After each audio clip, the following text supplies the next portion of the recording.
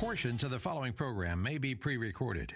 The following program is sponsored by Max Out Savings Advisors. The views expressed during the broadcast are solely for entertainment purposes and do not necessarily express the views of KNTH, its management, Max Out Savings Advisors, or its sponsors. Max Out Savings Advisors and members of the Max Out Savings team may or may not hold securities mentioned during the show. Plan for your prosperity, prepare for your retirement, safeguard your savings, and nurture your investments. This is the Max Out Savings Show with Ted Gioka, a presentation of Max Out Savings Advisors. Now, here's your host from Max Out Savings Advisors, Ted Gioka.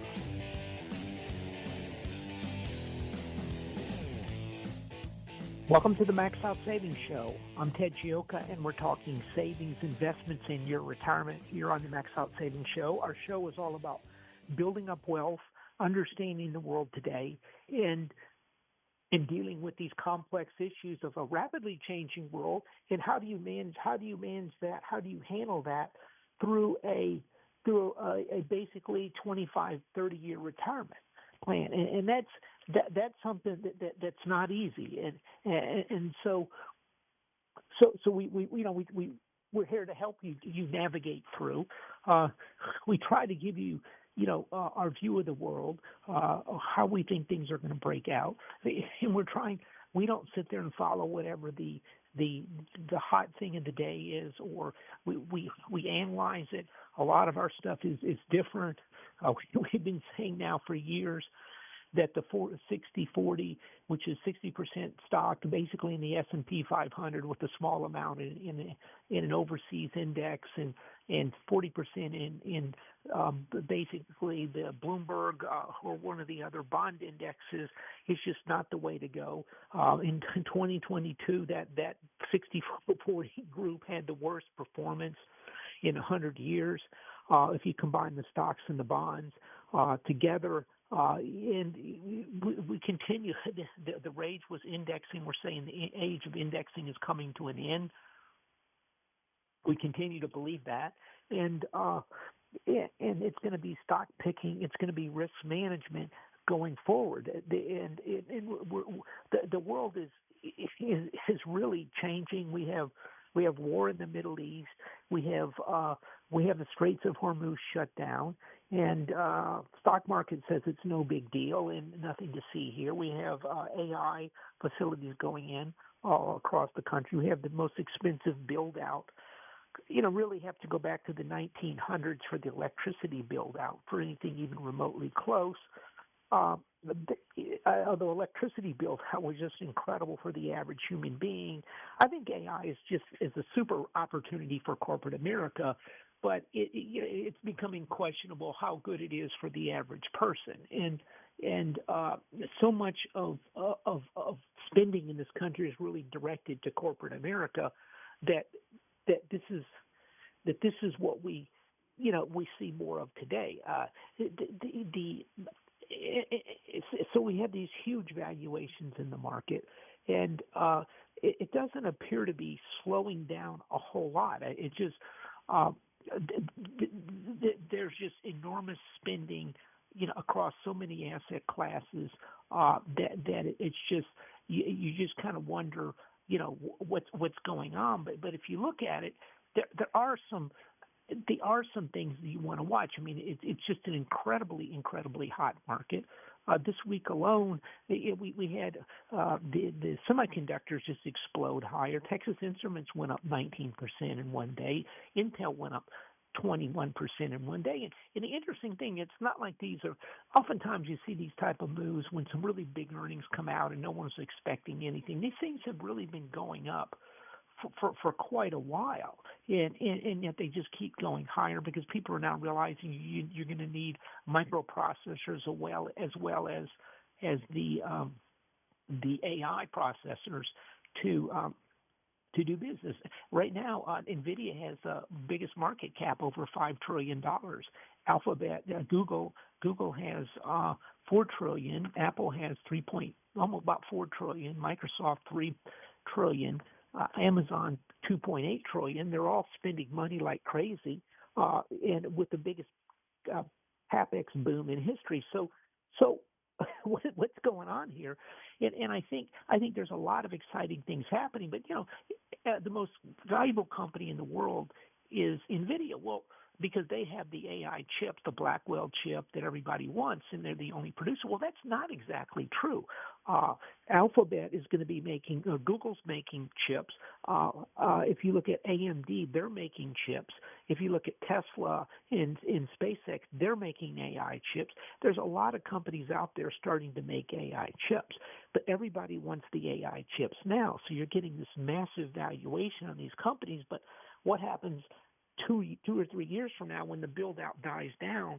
You've got enormous market caps in these stocks, and so this does look like some type of just blow off move. These things can go a lot higher into these moves with some of these companies, but keep in mind, if you look at Google, Apple, Amazon, Microsoft, and actually Meta, they've been going up basically on massive stock buyback programs where they're having to spend trillions of dollars now going forward. And so again, I think you want to participate in the sector. For our clients, we're in some of the different offshoots of this, but at the same time, you've got to be very cognizant of this. And one of the more interesting things, this really seems to be a move driven by retail investors.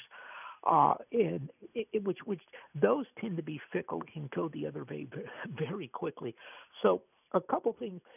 So we got a lot of action. Everybody's pouring into the sector. Money's pouring into the NASDAQ. Well, we've got a couple big. We have Anthropic is coming out with an IPO. We have SpaceX coming out with an IPO. We have some of the other ones that are out there. These are $500 to $1 trillion IPOs, and they're going to have to make room for the indexes for these companies, which means they're going to have to sell some of these big stocks. So there's an enormous amount of supply that's going to hit the market in May and June of this year, and so this is what they're running the market up ahead of time to bring these things public, and so this is something we want to watch closely and kind of move forward. Again, I think you've got to have a very diversified portfolio in this environment. We bought a drug stock yesterday. I mean, which we're pretty excited about. What we're trying to do is we tend to be much longer term investors and very patient investors for our clients. And we're in some of these things that are going straight up, but at the same time, you want to be laying the groundwork for the next move that's going to happen a year or two from now in the future. Now, a couple other things I wanted to touch base on today. In talking to all types of people, a couple things have come up. Is the Republican Party and President Trump is hemorrhaging support. It's got to be due to a couple things. Well, number one is the Iran war. There's not a lot of support for this war, and out there, particularly among younger people. I find older people tend to be much more supportive. I think younger people have seen this so many times, they're just kind of, burned out on it. It's like same story, new day, same story with the wars. And the fact that we're in it now is, basically we're in, so we've got to win it, but we're going to talk about the straits being closed down in the next segment. And I'll tell you the other thing, and a thing that's hurting them too as well is if you're any type of donor to the Republican Party, they're besieging you with text messages. My phone, I get at least 10 to 15 text messages a day from Republican candidates, from the Senatory Committee, to the point I regret ever giving them a dime, and I'm almost thinking of switching to independent. And I've been not as long as I can remember, but I think I was a Republican from the age of 6 years old. One time I figured it out. And it's like they just abuse their donors. And I think they're going to come up short on fundraising just because of that this year. And I think they were very successful under Trump when people were fired up. But then rather than backing off and laying low, they immediately started up more campaigns. And again, they do nothing but clog my phone up with text. But and so these things are, particularly the war is hurting President Trump. It's coloring people's vision of what he's doing. They're saying he can't do anything. He's not doing anything. And that's simply not true. But if you sit back and look at it, a couple things jump out. You have to go back to where we were before the Iran war started and look at the situation. And President Trump, as we have said on this show, probably ahead of most people, is that President Trump has put together the best cabinet since Franklin Delano Roosevelt.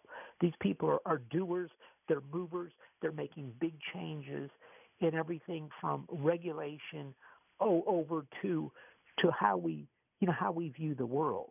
And if you go right down the list, if you look, Secretary Bissett is possibly one of is going to come down as one of the best secretaries of Treasury in 100 years. If you look at the Energy Secretary, phenomenal. People rave how bright this guy is. Very straight shooter. He's been saying, look, gas prices aren't going to go down right away. That they're making big changes there. If you look at Secretary of State Rubio's done an incredible job as Secretary of State, balancing things, doing. He's done already in a year and a half has done more than almost any Secretary of State since probably Kissinger. If you look at J.D. Vance, incredibly well-spoken, a good balance for the president, not afraid to stay up and say up if he sees something that he doesn't agree with. He does things correctly. We can just look at RFK Jr. He's making big changes. For the first time, we're actually looking at the health of human beings and not how much the drug companies can make off of the American people. And these are big changes. Secretary, the new Fed Chairman Kevin Warsh, again, phenomenal individual, very exciting. Again, these people have big plans. They're making big changes. Just the other day, President Trump is working to commit $1 billion to stabilize the level of the Salt Lake in Utah. I mean, this is just one. I mean, there's examples all over the country of this where he sees a problem. He says, we need to fix the problem.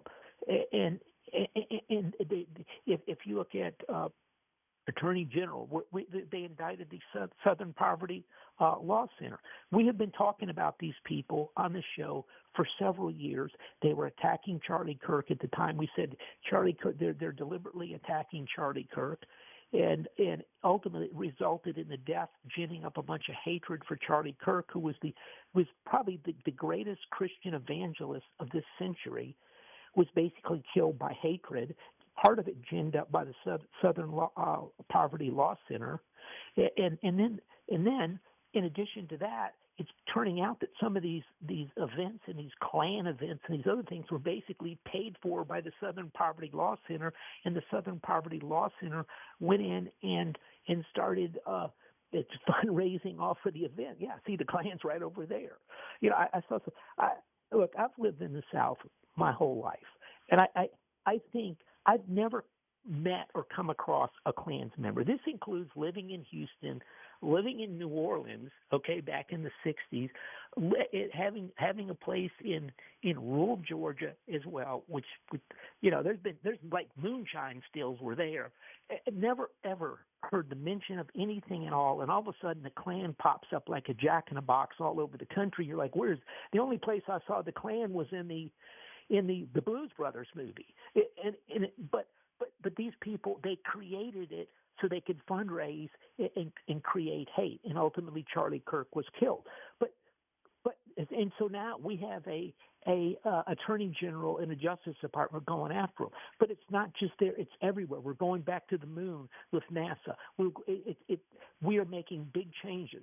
That they're having some fascinating changes coming out of the Treasury. They're going to restructure the Federal Reserve. The Federal Reserve has been a disaster. All it's done is flood the country with money. Every single crisis has driven up asset prices, driven up home prices in the United States. So young young people, they can't afford a home anymore. They've given up. And the reason why is because every time we try to do something to boost the economy, the money goes straight into Wall Street. It starts running up asset prices, private equity. It's used by private equity to buy companies. They fire the workers. It's just been one disaster after another. That's going to change. This cabinet that the president put together is a can-do group of people.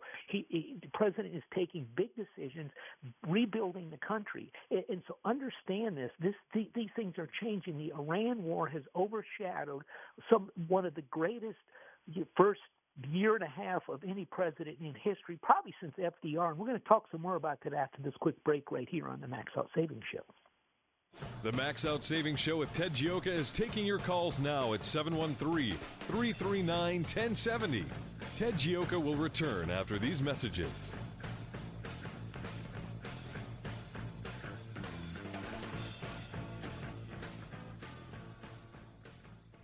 This is Ted Gioka, host of the Max Out Savings Show, one of Houston's most popular financial radio shows, celebrating over a decade on the air in Houston, Texas. With stocks at record high valuations and interest rates near record lows, you need to have your guard up. You need to have a plan to manage risk to your retirement. Do you? At Max Out Savings Advisors, we have a risk-based value investing approach to your retirement. If you would like some help managing your retirement, go to maxoutsavings.com to set up an appointment. That's maxoutsavings.com. I'm Sam Malone, president of 512 New Media. We're Houston's leading marketing and content creation firm for many reasons. Our assets are exceptional, from video production to web design, strategy, and the ability to say no. Saying no is integral in launching a successful, profitable campaign. For example, take a look at Memorial Day. It's a federal holiday set aside to honor and mourn those in our U.S. military who died while serving our country. I'll say it again, for those who died while serving our country. Look, we know people will be at the beach and barbecuing and having parties. We would probably say no to launching a Memorial Day sale. So is there another way to commemorate the day while marketing your brand? Absolutely. And from our experience, the same holds true with Easter Day sales and MLK Day sales and Christmas Day sales. That's why we're different. No cookie cutter, follow the crowd, template marketing. Let's talk. We're 512 New Media. 512 New Media. With better marketing comes better value, creating better results. I'm Ted Gioka, and I approve this message.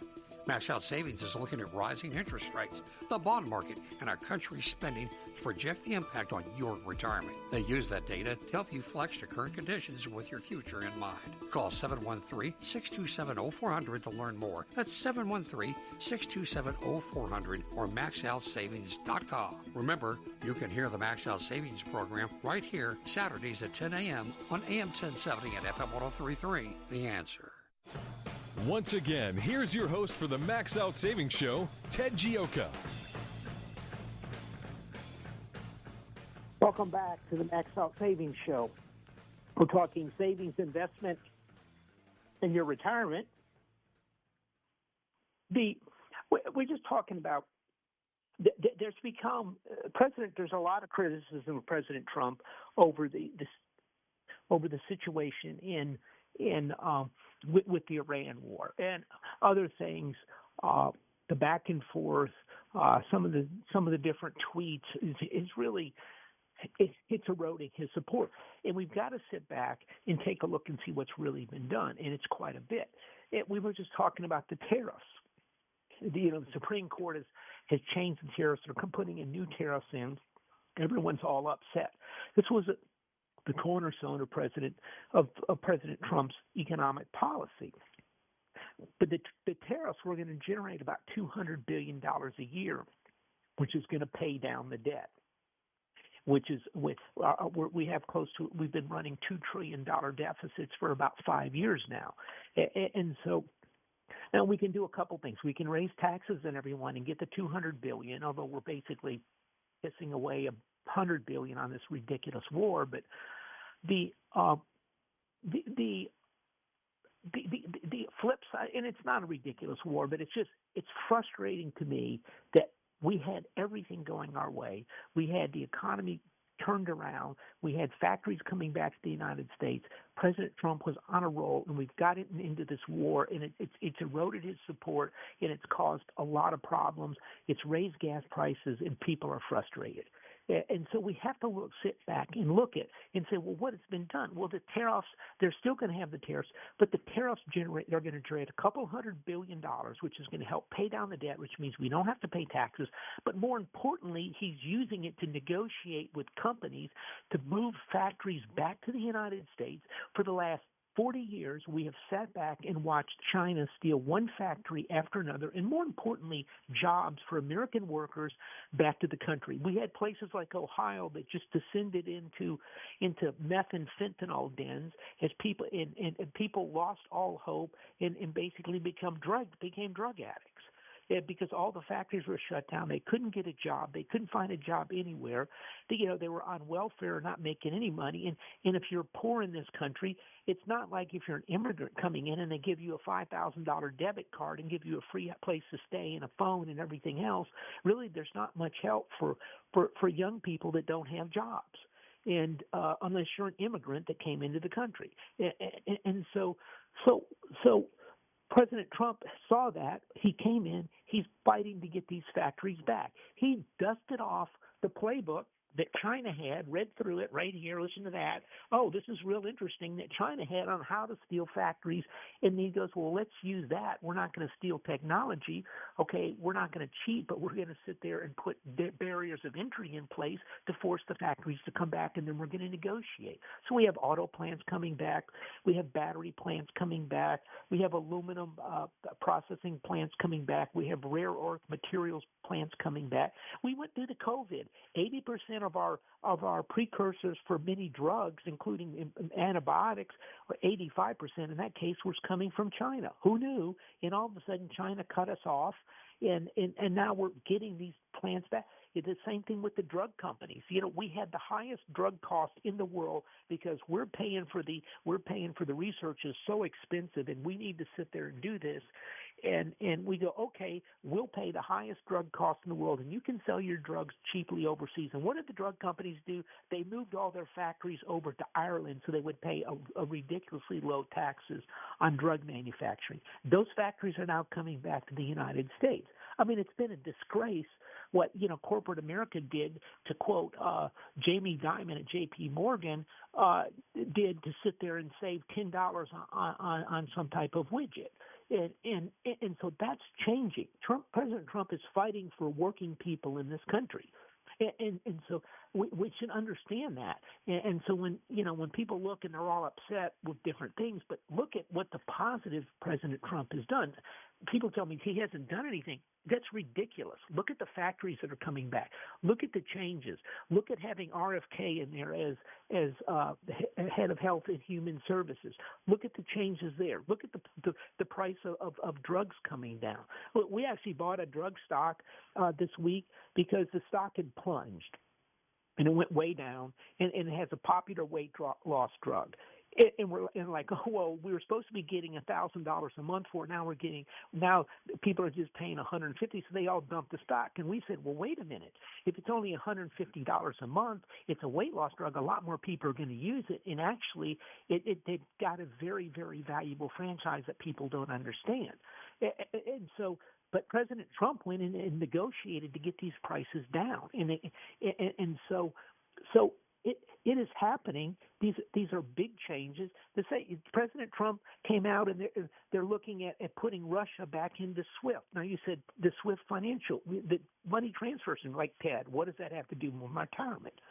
Let me tell you, what we're looking at there is what we've been saying is since the Ukraine war, when we froze the Russians' assets at the Federal Reserve, we said this was going to be a disaster. We said this was going to be very bullish for gold and silver and commodities and everything else, and it's going to be bearish for the dollar because people aren't going to trust the dollar and they're not going to trust U.S. Treasuries because the minute we get into a spat with them, we freeze all their money. Who wants to do that? Well, Trump is now they're moving swiftly, no pun intended, to to change that. There's a lot of big changes coming. Some big changes are coming up at the Federal Reserve. Something you saw some United Arab Emirates requested a several $100 billion swap lending line to help them out. They're going to probably do it because what we want is we want countries that are in trouble because of the war, other things, to come to us, and we want them depending on the dollar. We don't want them going to China and other places because we want to have the dollar as the reserve currency. Joe Biden did everything he could to destroy the reserve currency of the United States. President Trump is moving to stabilize that. They're moving to pay down the debt. He has a plan to pay down the debt. What you do is you put the tariffs in place, and they're redoing the tariffs. You get $200 billion there. You cut interest rates. They have a plan. I've seen some stuff they're looking at that can save maybe $40 billion with some of the different methods how they pile up money at the Treasury. They're also, if we've got a $39 billion deficit and you can save 1% on that a year, what is that? That's like 300, actually 3.9, 39, like $380 billion right there a year. And so you look at that. That's one thing. So you when people get more confidence, interest rates go lower. We're the reserve currency. The debt goes down. The deficit goes down. Our annual budget deficit goes down. Plus, the he says he uses the tariffs, which he's getting money from, to bring factories back to the United States. The factories become taxpayers. The economy grows. More taxable income comes into the United States. All of this stuff, he cuts government workers. They've cut large numbers of government workers. President Trump has done that. And the reason I say President Trump has done that, Congress has done exactly zero. Honestly, I'm not convinced if it makes a bit of difference if the Republicans lose the Senate. And longtime listeners in this show, and I'm pretty hardcore Republican, but I realize that the Republican senators aren't going to do a damn thing because they're the adults in the room. Well, if the Democrats get in there, they're going to want to do a whole bunch of stuff. Well, they've got to trot over to President Trump because he could veto it, and they could go make deals. The Republican Senate doesn't want to make any deals. They cannot even pass a voter ID, which is one of the most critical things they need, if not the most critical thing to pass. They cannot get it done. They're absolutely incompetent. The idea, you have to have an ID for every single thing out there. To go into Costco, I have to have identification. But to go vote, some immigrant can trot in from Guatemala, this morning and vote this afternoon. And it's against the law, but nobody cares because it's utterly racist to sit there and ask people for ID. Fair enough. If that's the case, then there should be no ID for tobacco, no ID for government benefits, no ID for alcohol, no ID for anything, no ID to you drive a car. But you need all of it for that. So that is a key thing, but the Republican senators can't do it. The Democrats are getting in. They're going to break up the filibuster almost right away, and at that point in time, they're going to do what they want, but they have to go through President Trump. And so maybe Trump can get more from them than he can from the rest of the Republicans. But so I want you to understand, Trump is the guy doing this stuff. The Congress has been unable to cut. We have a $2 trillion deficit. They cannot cut spending. We have the House and the Senate, and the House is trying to do something, and the Republican Senate can't accomplish anything. $2 trillion, they don't care. Voter ID, they don't care. But if President Trump looks at $1.5 billion overrun for building a Federal Reserve building and has the government investigate it, the senators freeze the new Fed chairman. We're dealing with a bunch of doddering old fossils that have no business being in government. And they need to get new groups of people in there. So enough about the rant about the Senate, but this has happened to us twice now where we have the House, the Senate, and the presidency under the Republicans, and nothing gets accomplished because the Senate, sits there and blocks everything we try to do. So once you understand, President Trump is the person doing this stuff.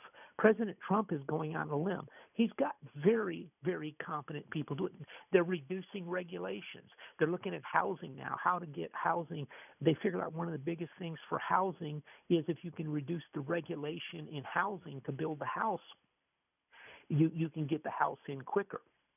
And so there's a lot of positive things happening. The lower drug costs, they've encouraged, they've done what they can for energy, but these are all happening. The factories, if you look at but we've been saying there's $500 billion worth of factories out there. That's a lowball number. That is a lowball number. There's probably close to $1 trillion worth of factories coming back to the United States. You realize we have been losing factories, just to repeat, for 40 years. We've been listening. Oh, there's nothing we can do. Our regulation, our workers, da-da-da-da-da. Well, by the way, we can afford to pay more if the new factories are robotic and they don't have quite as many people, but they're robotic, so they're much more productive. In the world of the future, which is going to be AI and robots, there is no, if we pay our workers more, that's not a structural disadvantage. Trump sees that. This is the biggest, the fourth turning, so to speak, of where things are happening. And the United States is leading in technology. We're leading in AI. We're probably second to robotic to the Chinese, but we're second in robotic to the Chinese because the Chinese have such better manufacturing.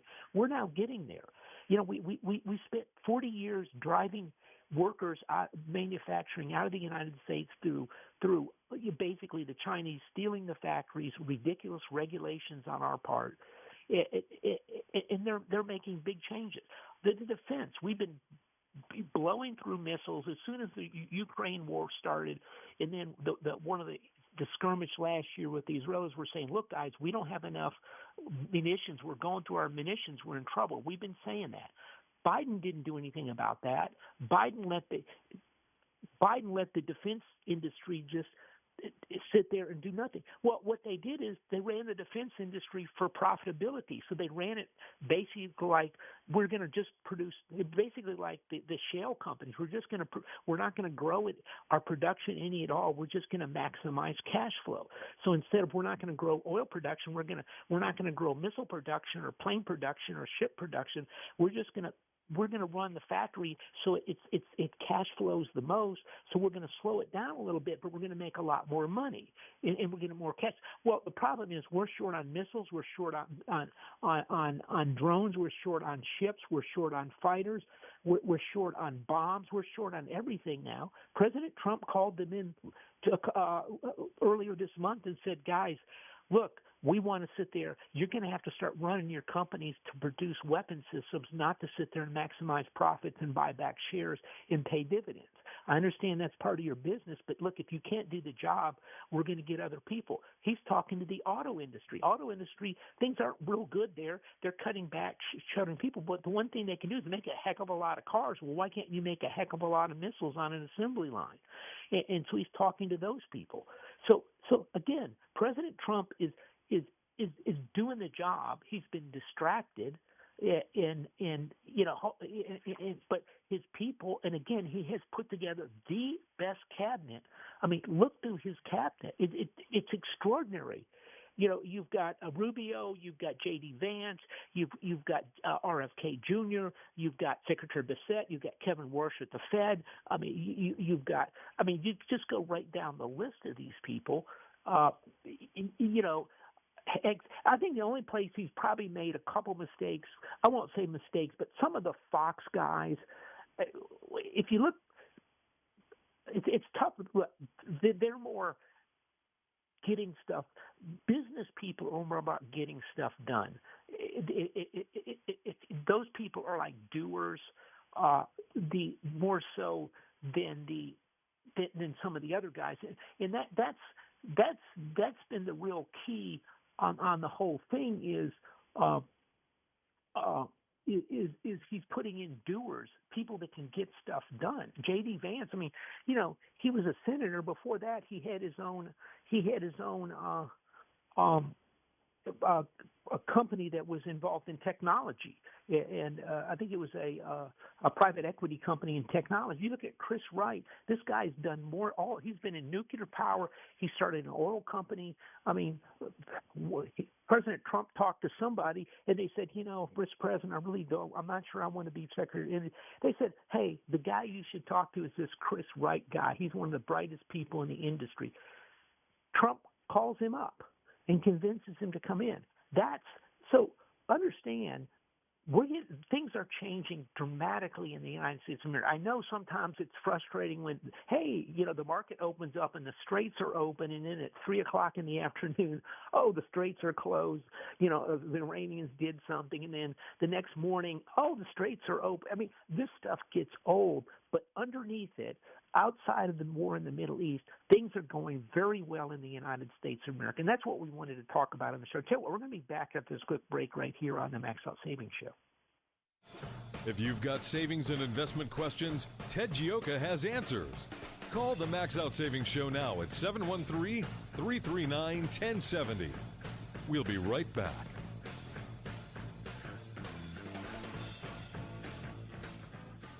Hi, this is Ted Gioka of the Max Out Savings Show. Our motto and philosophy is to save aggressively and invest conservatively. The world is changing at a faster rate than any time in the last 50 years. The investment world has changed. Have you changed? Inflation will destroy your retirement. It is a different world that requires different strategies and ideas. The era of indexing and investing is over. If you need help, listen to the Max Out Savings Show. Our show airs every Saturday at 10 a.m. and Sunday. We talk about investments, the world, and where the world is going today, and help you understand it and help you save money and build up wealth. It's the Max Out Savings Show. And if you need some help, go to our website, maxoutsavings.com. That's maxoutsavings.com. On the website, you can sign up for the free Max Out Savings Report. Our report covers all types of these big issues, the changes in the world, and helps you understand and protect your retirement. So go to the website, maxoutsavings.com. AM 1070, The Answer. Hi, I'm Sam Malone, the owner of Houston's cutting-edge media company called 512 New Media. At 512 New Media, we create amazing videos that companies use on their websites, telling their story in bold colors with exciting animation and graphics. At 512 New Media, we also shoot television commercials and instructional videos. And if you want to show off your business from the air, we're ready to go with our drone video aircraft. Let us help you create your media message. We're online at 512newmedia.com or call 281-822-8803. 512 New Media is Houston's only media creation and distribution company that's actually owned by someone who's currently on the air. And that gives us an incredible edge when creating content for consumers to use on their laptops, tablets, and smartphones. Standing by to create your message, we're 512 New Media, 512newmedia.com.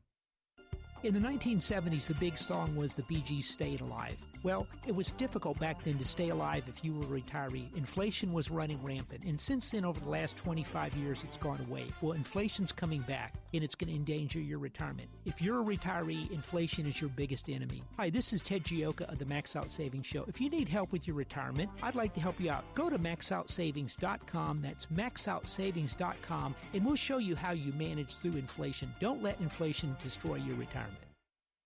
We return now to the Max Out Savings Show. Here's Ted Gioka.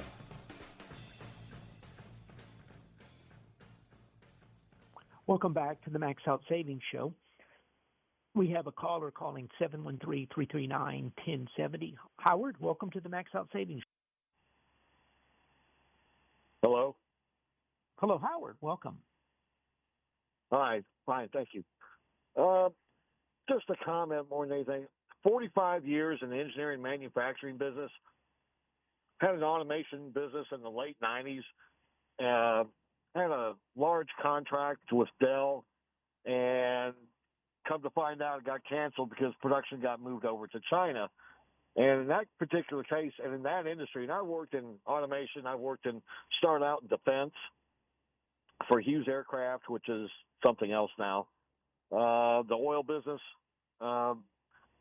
And the reason that got moved didn't have to do with regulations. That was just pure the monetary system. whatever the Chinese monetary, I think it's the yuan or something like that. They weren't trading the monetary system wasn't fair. The conversion wasn't fair, so that was a big problem. And in that particular industry, computers, there weren't any regulations like there are in mining or something like that, where you'd have EPA regulations and that kind of thing.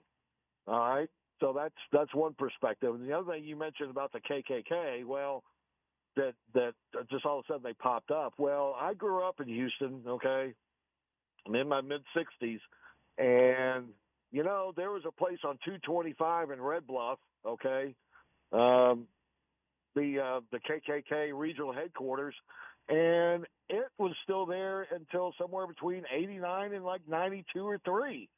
So they have been around. So I just wanted to point those things out regarding some comments you made. Okay. Okay, yeah. What do you think? Do you think the manufacturing is coming back now, and has he made the change? No, well, I tell you, and here's the thing: I was in the oil business, and I just got laid off because they got a new CEO who was the CFO, and Wall Street was expecting 25 cents a share. Well, it was basically about half that, and because of the new CEO, well, he laid off me in about 30. Well, it was 33%, a third of my department, okay, just as a showing, apparently. But is manufacturing coming back? Certain lines are coming back, all right, and they're coming back, but there's no new facilities being made. What they're doing is they're bringing back certain production on certain lines, okay, it depends on what it is.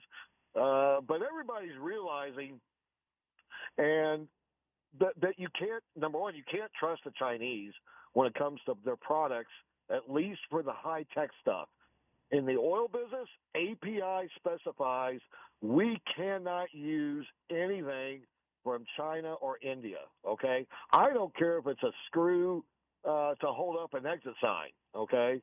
You can't use it, especially not offshore, okay? Because for one thing, they always cheat on their metallurgy.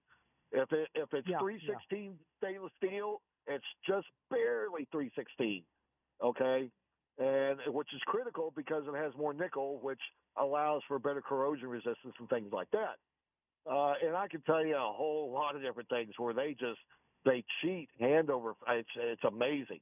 But after all these years and decades, companies are realizing that, hey, you don't get the quality because they will. If they're in spec, they're barely in spec. And what you're supposed to do is you're supposed to hit the median. Okay, like if you have a 1 inch plus or minus 10 thousandths. Well, you're supposed to aim for the 1 inch. Okay, and then as you vary, okay, that's fine. But you never want to be at the extreme end, one way or the other of your tolerance. Okay, that's just a quick simplified example. Yeah, that's kind of my experiences is they tend to, like you said, they tend to cut corners and do well. I mean, it is coming back, but thanks for the call, Howard. Appreciate it. Oh, and by the way, yeah, they do cut corners. I'll give you another example that your callers can ID with is me and a friend, one of my old bosses, as a matter of fact, who's retired. We're refurbishing his Harley-Davidson motorcycle, and there's a lot of Harley-Davidson parts out there that come from China, and every single last one is crap. Okay, and so we have to look for manufacturers here stateside or Germany, one or the other, somebody like that. So, okay, thank you. Have a good day. Thank you. Yeah, no, I mean, this is getting these factories back here. I think the oil industry's been really pretty good about keeping the stuff here. Now, one of the reasons why, but you're seeing these factories come back here to the United States, and I think. I think this is a big trend. I mean, these factories, they're now putting the factories in these data centers, but it's not data centers. It's drug manufacturing. It's automobile manufacturing. It's rare earths. It's one thing after another, and so it's creating enormous demand for engineers, enormous demand for working people, welders, electricians, people that can actually do work, and so. So Trump is, one of the things I really want to talk about is Trump is doing a lot. We're doing a lot of work on, they're restructuring quite a bit with the Fed and some other stuff, which I think are going to have some big, the markets have really been driven by just a complete flood of liquidity out of the Fed, and I think that's coming to an end, and I think there's big changes happening.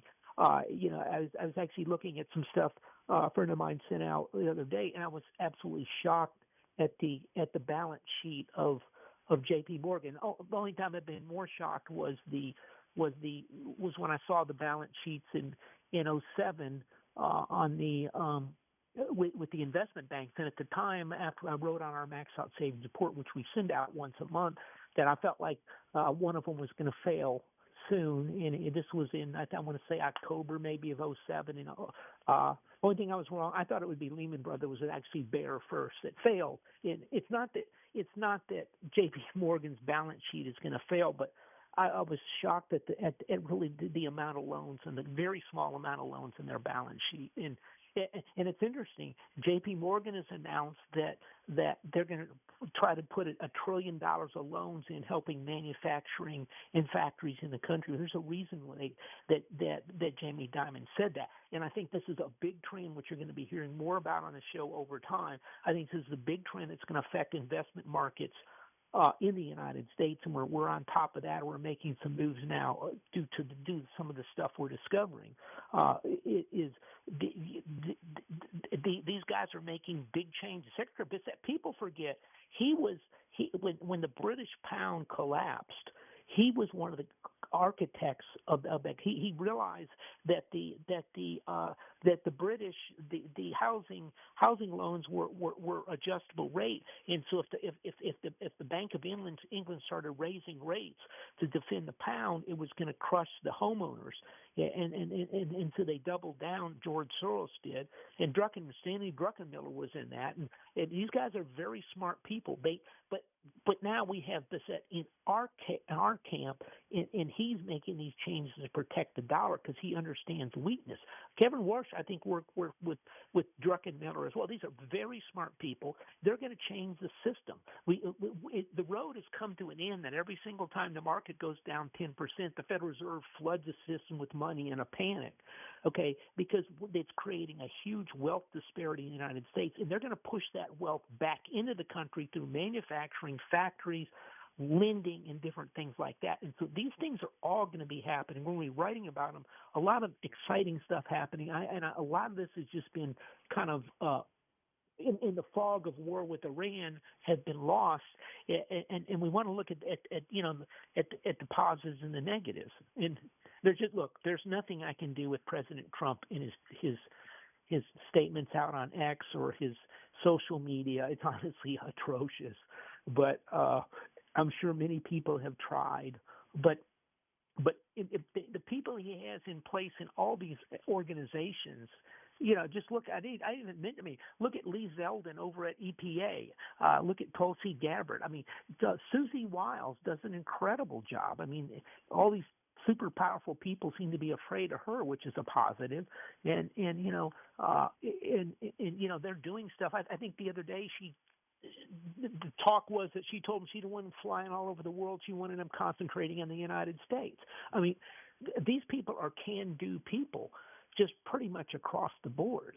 And so this is vastly underestimated by Wall Street and many other places.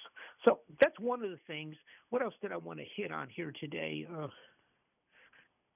One of the things that came across my desk here today was the NGOs, which non-government organizations, they have combined assets of $14 trillion. And this is something we're really seeing a lot of progress. And these NGOs are everything from Harvard's endowment to Southern Poverty Law Center. I mean, it's all over the place. And look, you could say Texas A&M's endowment, to be fair. But Harvard got in trouble. They started, there was an enormous amount of anti-Semitism on campus, and the Jewish donors said, "Look, you got to be kidding! Don't call me up for money." And then they had to go borrow from their endowment. They had like a $40 billion-dollar endowment and couldn't sell any of it because it was in private equity.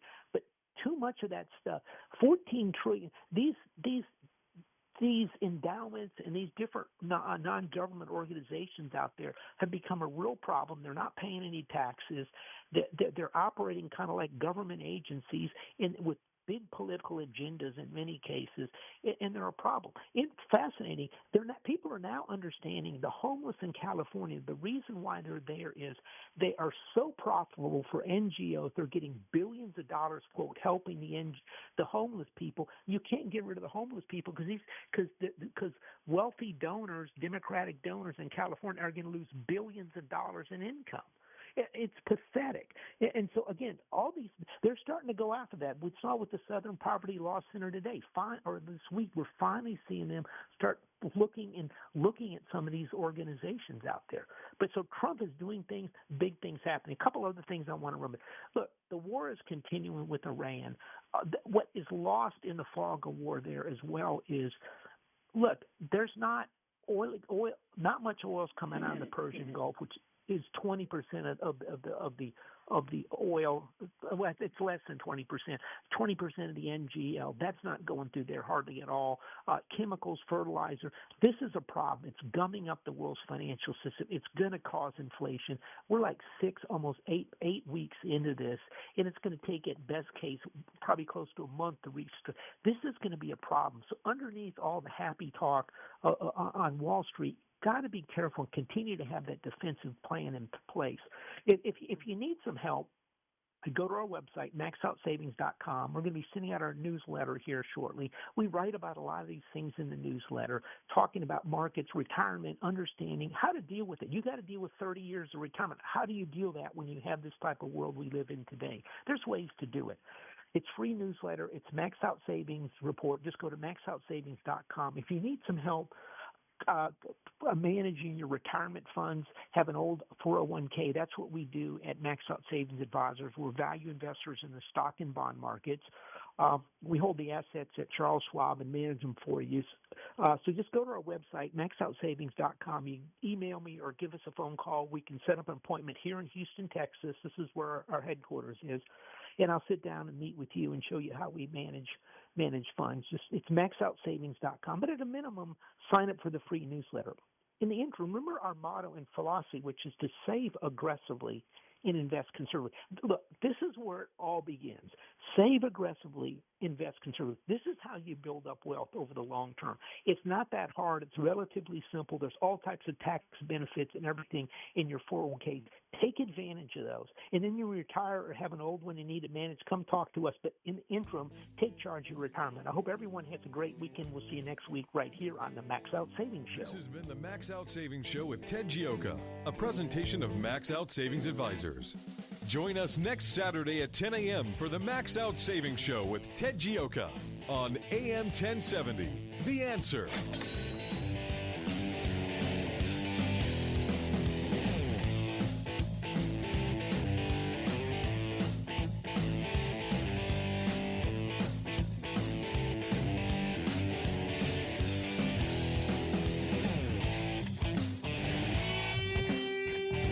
AM 1070 and FM 103.3. The Answer.